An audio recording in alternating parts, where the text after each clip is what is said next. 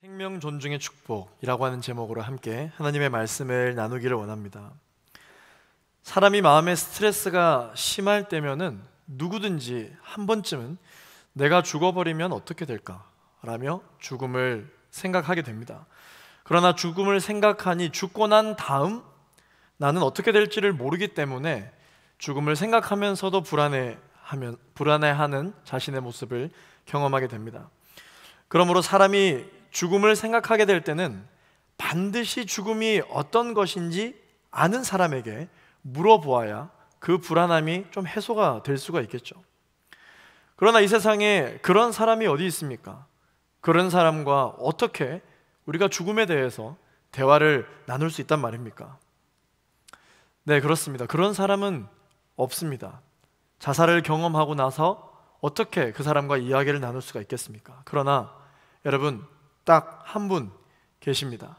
그분은 바로 예수 그리스도, 그분이십니다. 예수님은 하나님이시고 사람으로 오셨고 우리가 살았던 이 세상에서도 사셨고 죽으셨고 다시 사셨으며 승천하셔서 하늘 보좌에 계신 분, 그분이 유일하십니다. 그분이 바로 예수 그리스도이시죠.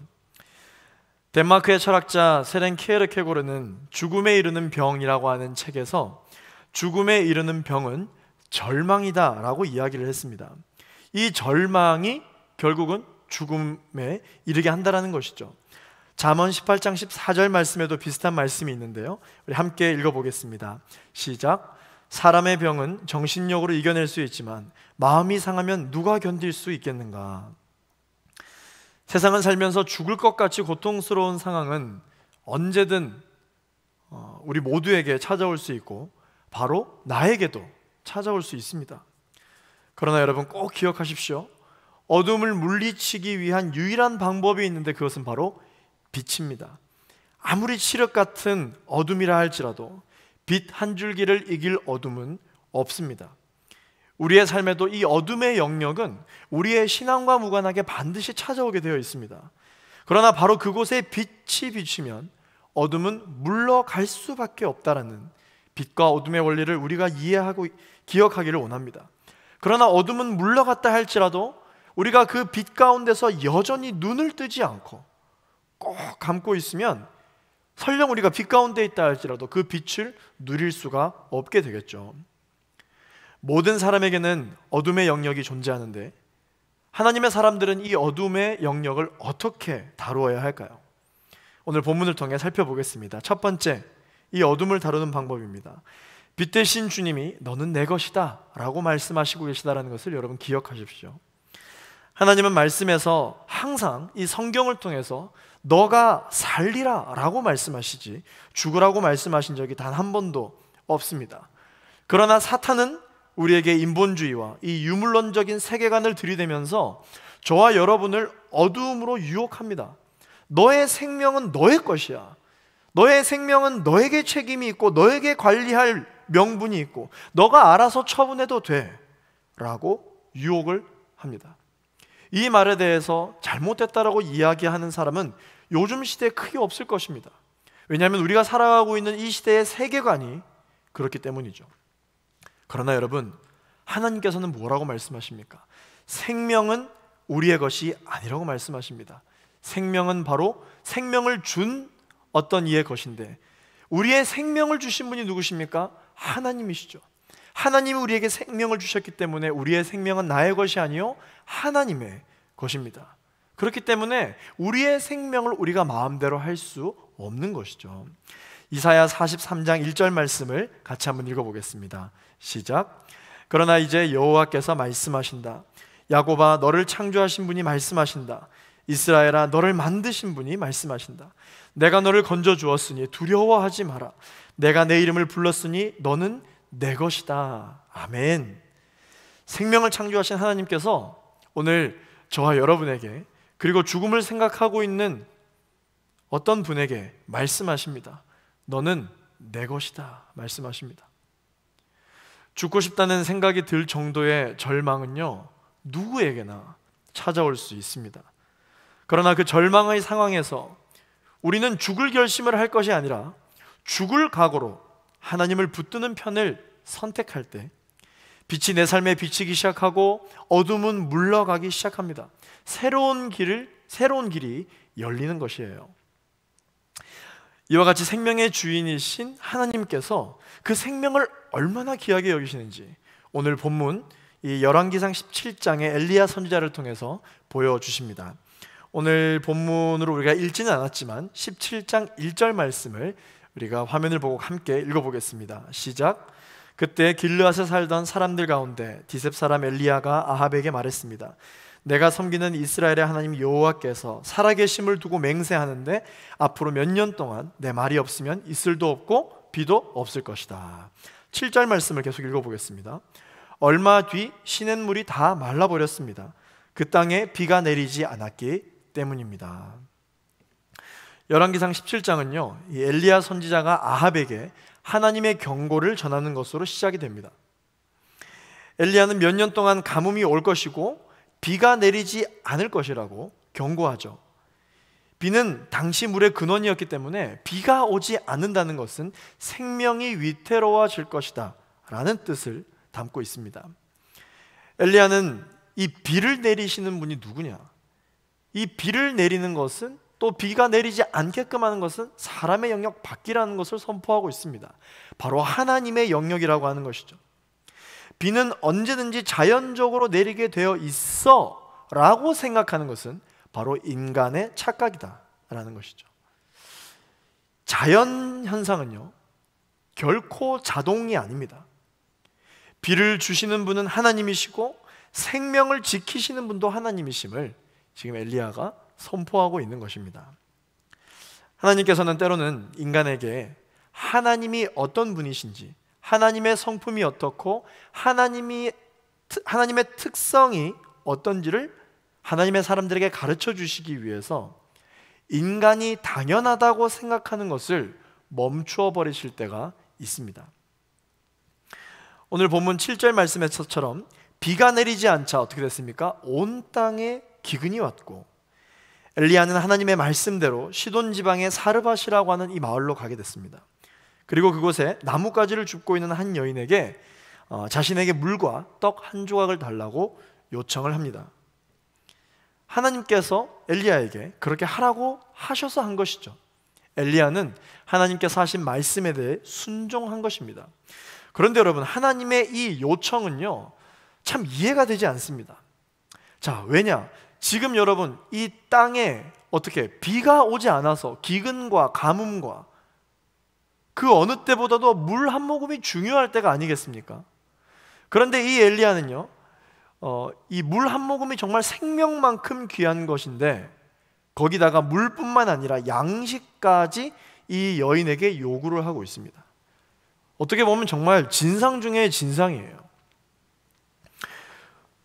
엘리야가 하나님의 말씀을 듣고 하나님의 말씀을 이해하려고 했겠죠. 그러나 지금 이 상황에서 이런 부탁을 나뭇가지를 줍고 있는 저 여인에게 한다라고 하는 것 자체가 상식 밖의 말씀입니다.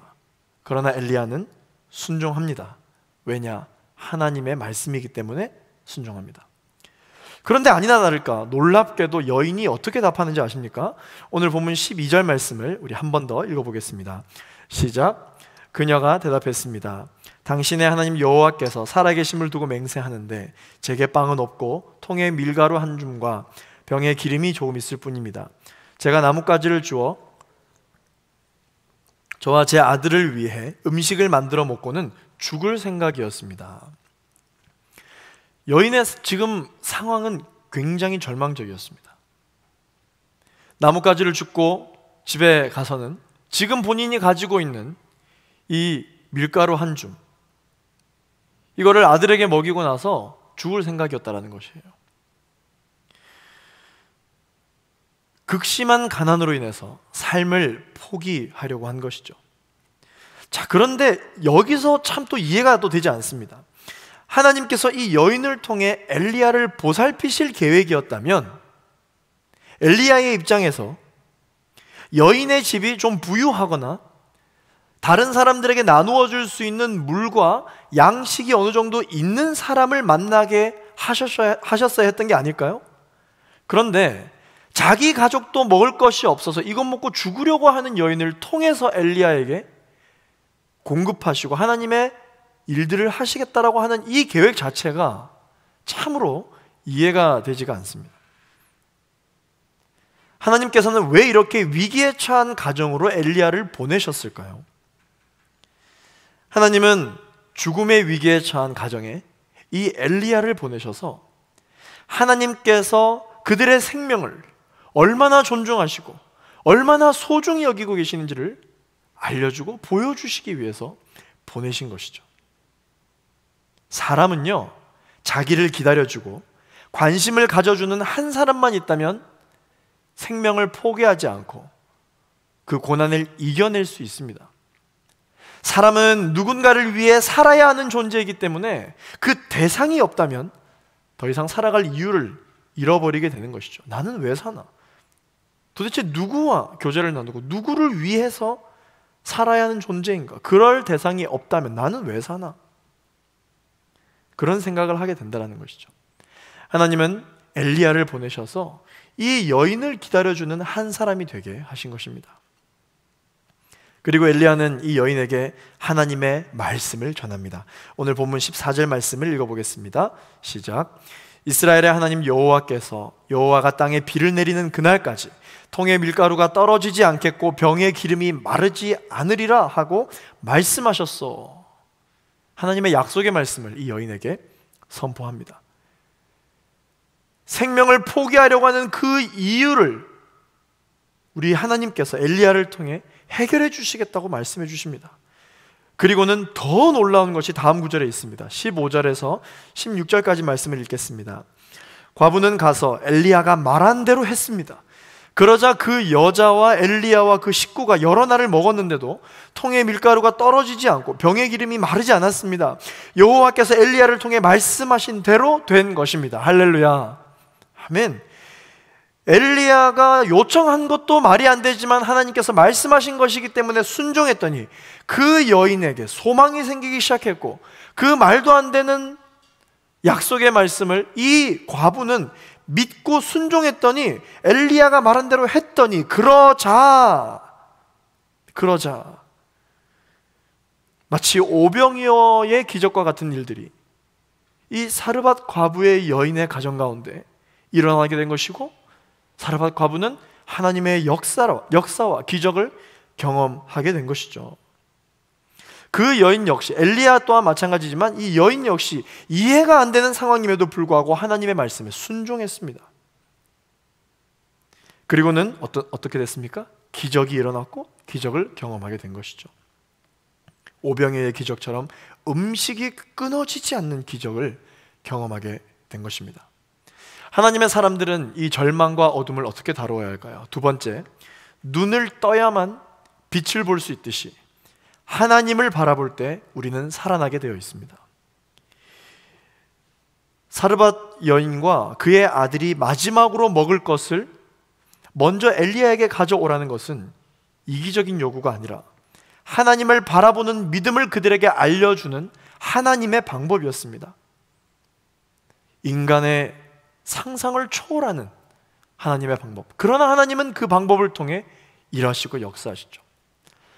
성경에 기적이 일어난 많은 성경의 이야기들을 쭉 보시면 사람이 납득할 수 없는 그러한 방법으로 역사하시는 경우가 굉장히 많이 있습니다. 오늘 이 엘리야와 사르밧 과부의 이 사건도 납득이 안 되는 것이지만 말씀에 순종했더니 기적을 경험하는 스토리인 것이죠. 이 마지막 남은 것을 먼저 엘리야에게 주면 어떻게 됩니까? 이제 아무것도 없어집니다. 마지막까지 사르밧 여인이 가지고 있었던 그 밀가루 한 줌과 병의 기름, 이게 어떻게 보면 그에게 있어서 생명을 유지해 줄 수 있었던 마지막 소망이었을 텐데 그것마저 주고 나면 어떻게 됩니까? 아무것도 없게 되는 것이죠. 아까 우리 정규환 형제님의 고백처럼 이건 그냥 죽으라는 거구나 라고 생각이 들 수 있다는 것입니다. 모든 것 되시는 하나님을 여러분 가장 깊이 있게 만날 때가 언제인지 아십니까? 결코 나에게 많은 것이 있을 때 하나님을 풍성하게 만나게 되는 것이 아닙니다. 무엇인가가 조금이라도 있을 때 그나마 하나님을 만나게 되겠지? 아닙니다. 하나님을 깊이 있게 만날 때는 언제이신지 아십니까? 나에게 아무것도 남지 않았을 때, 그때 비로소 우리는 하나님을 기적적으로 만날 수가 있는 것입니다. 모든 것을 내려놓고 내 인생의 주인은 오직 주님, 오직 예수 그리스도 당신뿐입니다 라는 고백이 우리의 입술로부터 모든 걸 내려놓고 아무것도 남기지 않고 나아갈 때 하나님을 경험할 수 있게 되는 것입니다. 우리가 신앙생활은 나름 열심으로 하고 있지만, 리더십도 섬기고 또 각자 사역의 어떤 부르심에 따라, 그리고 또한 각자 개인의 어떤 상황과 환경에 따라서 신앙생활을 나름 열심히 하고 있죠. 그러나 이 모든 것 대신 하나님을 깊이 있게 만나지 못하는 이유가 무엇입니까? 나에게 있는 어떤 것을 붙잡고 있기 때문이에요. 마지막까지 이것만큼은 놓을 수 없는 그 하나 가지고 있기 때문에, 붙잡고 있기 때문에 하나님을 전 인격적으로 깊이 있게 경험하지 못하는 것입니다. 그 붙잡고 있는 것이 무엇인지는 여러분들이 아시겠죠. 죽음을 고민할 정도로 절망을 경험하는 고통은요, 내가 무엇인가가 부족하기 때문이 아닙니다. 이 인생을 살 때 자신이 아무것도 아니라는 사실을 받아들이지 못하기 때문에 절망이 찾아오고 나는 더 이상 살 가치가 없구나 라는 생각을 하게 되는 것입니다. 사랑하는 우리 제2보혈 청년 여러분, 내 것은 아무것도 없으며 오직 하나님만이 나의 모든 것이라는 것을 깨닫게 되면 우리에게 찾아온 절망이 사라지게 되는 줄로 믿습니다. 하나님께서는 이 진리를 깨닫게 하시기 위해서 이 여인으로 하여금 아무것도 남지 않는 상태로 초청하신 것이에요. 이것마저 엘리야에게 주고 아무것도 없게 된다면 여인은 이제 죽는 일만 남았을 줄 알았는데, 죽음이 아니라 그를 기다리고 있었던 것은 생명입니다. 아멘. 죽음을 선택하고 싶다는 것은 모든 걸 포기하고 싶다는 생각이겠지만, 사실 고통스러운 이 현실을 피하고 싶다라고 하는 선택이 포장되어져 있는 거죠. 죽고 싶어서 죽는 사람이 어디 있습니까? 죽는 게 좋아서 죽는 사람이 어디 있어요? 현재 내가 경험하고 있는 이 고통을 피하고 싶다는 생각 때문에 죽음을 선택하는 것이죠. 하나님께서는 사르밧 여인이 절망 속에서 하나님을 붙잡고 바라볼 수 있도록, 빛 가운데 있으나 자기가 부여잡고 있는 그것 때문에 눈을 뜨지 못하고 끝까지 눈을 꼭 감고 있다 보니까 빛으로 자신의 어둠을 이미 물리쳐 주셨으나 그 빛 가운데 빛을 누리지 못하는 그 상황을 깨닫게 해주시기 위해서 힘을 주어 눈을 감고 있던 그 힘마저, 눈의 힘마저 놓게 하심으로 말미암아 그의 인생 가운데 비추어지는 빛을 보게 해주신 것입니다. 우리가 다 내려놓은 것 같아도 남아있는 자존심까지 완전히 다 버리고 완전히 밑바닥으로 내려가면 나 자신은 스스로 죽음을 선택할 권리도 없는 존재이구나 라는 것을 깨닫게 됩니다. 그러므로 우리는 그렇게 가장 아랫바닥까지 가게 될 때 비로소 하나님을 만나게 되고 우리의 입술로부터 어떤 고백이 가능해지는 줄 아십니까? 우리 영상으로 함께 참여하고 있는 우리 청년 여러분, 그리고 오늘 이 예배 스텝으로 섬기고 있는 우리 모두 저 따라서 한번 고백해 보았으면 좋겠습니다. 나의 모든 것은 하나님의 것이며 전적으로 하나님께 달린 인생이다. 아멘이십니까? 나의 모든 것이 하나님의 것이다. 99% 하나님의 것이고 1%는 내 것이에요. 이렇게 되면 안 된다는 것이에요. 100%로 하나님께 나의 모든 것을 내어 맡겨드릴 때, 그때 비로소 우리는 성령의 뜨거움으로 성령 충만함을 경험할 수가 있는 것입니다. 끝으로 하나님의 사람들이 어둠을 다루는 세 번째 방법은요, 누군가를 도움으로써 인생의 가치와 목적을 깨닫게 하십니다. 이 세 번째 다음 내용은요, 이후의 순서에서 또다시 말씀을 드리도록 하겠습니다. 기도하겠습니다. 하나님 아버지, 극심한 가난으로 인해서 아들과 함께 죽음을 선택하려고 했던 사르밧 여인에게 하나님은 엘리야를 통해 하나님은 생명을 존중하시고 생명을 살리시는 분임을 깨닫게 하셨습니다. 그러므로 하나님의 사람들이여, 절망 가운데서 일어날지어다, 눈을 들어 빛 되신 주님을 바라볼지어다, 죽음을 붙잡지 말고 하나님을 붙잡게 하여 주시고 상황을 바라보지 말고 하나님을 바라보는 거룩한 주의 자녀들이 되게 하여 주시옵소서. 생명은 너의 것이 아니라 하나님의 것이라고 말씀하시는 주님, 하나님께서 창조하신 나의 생명은 내가 돌보는 것이 아니라 하나님께서 돌보신다는 것을 정확하게 알고 믿게 하여 주시옵소서. 예수 그리스도 이름으로 기도하였습니다. 아멘.